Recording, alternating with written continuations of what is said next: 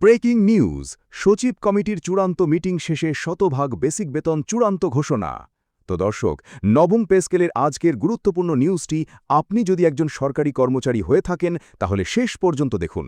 আর শুরুতেই এই চ্যানেলটি সাবস্ক্রাইব করে রাখুন নবম পে স্কেলের সকল নিউজ সবার আগে পেতে। সরকারি কর্মকর্তা কর্মচারীদের জন্য নতুন জাতীয় পে স্কেল প্রণয়নের লক্ষ্যে গঠিত সচিব কমিটির চূড়ান্ত বৈঠক শেষ হয়েছে।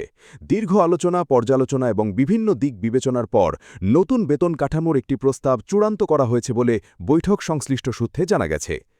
তথ্য অনুযায়ী সরকারি চাকরিজীবীদের দীর্ঘদিনের দাবির বিষয়টি গুরুত্ব দিয়ে বিবেচনা করেছে কমিটি।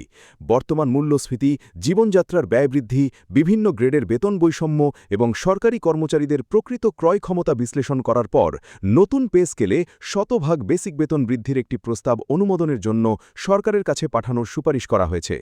বৈঠকে বিশেষভাবে আলোচনা হয়েছে যে গত এক দশকেরও বেশি সময় ধরে দ্রব্যমূল্য, বাসা ভাড়া, চিকিৎসা ব্যয় এবং শিক্ষা খরচ যেভাবে বেড়েছে সেই তুলনায় বিদ্যমান বেতন কাঠামো অনেকটাই অকার্যকর হয়ে পড়েছে।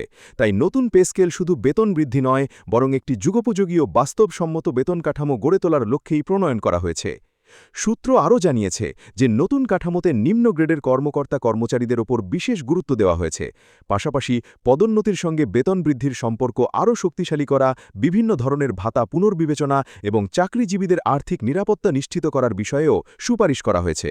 তো দর্শক, ভিডিওটির এই মুহূর্ত পর্যন্ত যারা দেখছেন তারা চ্যানেলটি সাবস্ক্রাইব করে রাখুন নবম পে স্কেলের সকল নিউজ সবার আগে পেতে।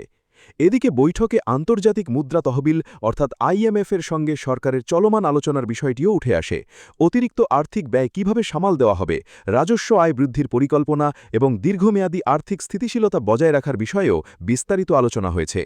তথ্য অনুযায়ী সচিব কমিটি মনে করছে যে সঠিক পরিকল্পনা, রাজস্ব আহরণ বৃদ্ধি এবং ব্যয় ব্যবস্থাপনায় শৃঙ্খলা বজায় রাখতে পারলে নতুন পে স্কেল বাস্তবায়ন করা সম্ভব।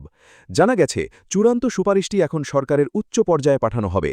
এরপর নীতিগত অনুমোদন, আইনি প্রক্রিয়া এবং গেজেট প্রকাশের পর আনুষ্ঠানিকভাবে নতুন পে স্কেল কার্যকর করার সিদ্ধান্ত নেওয়া হতে পারে। এই খবরে আরও বলা হয়েছে যে সরকারের লক্ষ্য হল সরকারি কর্মকর্তা কর্মচারীদের আর্থিক নিরাপত্তা নিশ্চিত করার পাশাপাশি প্রশাসনের কর্মদক্ষতা ও সেবার মান আরও উন্নত করা। এখন সরকারি চাকরিজীবীদের দৃষ্টি সরকারের পরবর্তী সিদ্ধান্তের দিকে।